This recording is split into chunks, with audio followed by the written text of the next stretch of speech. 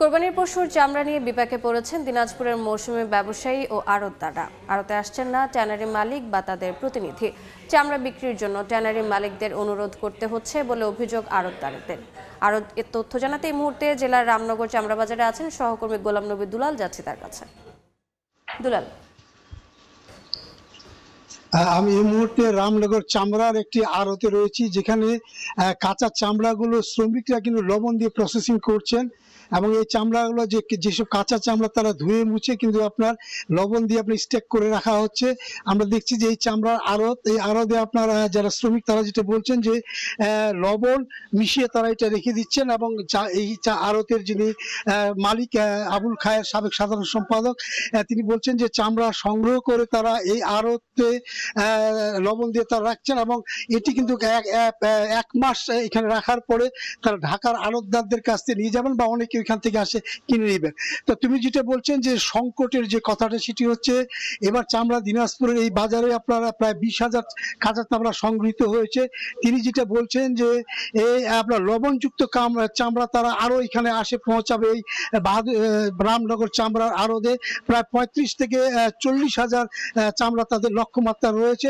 তবে এবার শ্রমিকের দাম বেশি এবং লবণ প্রতি বস্তায় 100 টাকা বৃদ্ধির কারণে তাদের কিন্তু অনেক বেশি পড়ে যাচ্ছে এই চামড়া। এবং তারা যেটা বলছেন যে এবারও কিন্তু তারা আপনার ঢাকা আড়তদার বা ট্যানারির মালিকদের কাছ থেকে তাদের যেটা পাওনা টাকা ছিল সেটি পাননি, তারা 50% তারা পেয়েছেন। এই কারণে পুঁজি সংকটের কারণে অনেক কিন্তু চামড়া নিতে পারেনি এবং এই যে রামনগর যে চামড়ার যে আড়ত, সেখানে কিন্তু প্রায় শতাধিক চামড়া আড়ত রয়েছে, কিন্তু পুঁজি সংকটের কারণে এটা কিন্তু অনেক কমে এসেছে। এখন প্রায় 30 থেকে 40 জন মাত্র আপনার এই ব্যবসার সঙ্গে তারা জড়িত।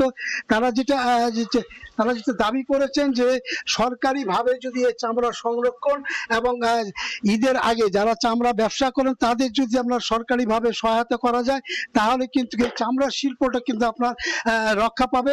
তারা আরেকটি বিষয় তারা যেটা বলছেন যে এই চামড়া কিন্তু মধ্যস্বত্বভোগী এবং যারা ফরেয়া তারা কিন্তু অনেকে কিনে মজুত করে লাভবান হন।